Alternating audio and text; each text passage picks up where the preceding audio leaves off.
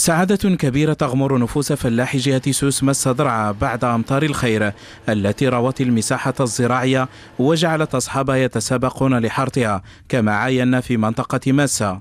دابا كنحرث بالطروا ديسك، الأرض مزيانة شربانة سبعانة ماء. مزيانة والله لا مزيانة، شوف الربيع هو.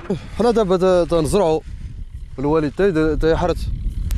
الحمد لله راه الشتا كاينه كلشي مقاد كلشي مزيان.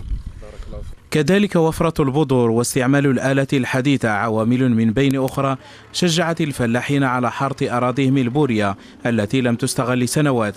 الحرث الأول دابا صبات الشتا طاحت الأمطار مزيان الحمد لله دابا، وبدينا القليب دابا نقلبوا من بعد عاد نعاود نزرعوا ونزيدوا داك الشيء. دابا الحمد لله راه المنطقة مزيانة شبعات الشتا. الفلاحين بادروا اولا الى حرث الاراضي الفلاحيه، ثم الى تسويق البذور والتي هي موجوده بنقاط البيع والتي على صعيد منطقه مسا، حيث ان البذور جد متوفره بجميع الانواع وجميع الاجيال، ويمكن للفلاحه ان يتقدموا الى احد المراكز لاخذ هذه البذور.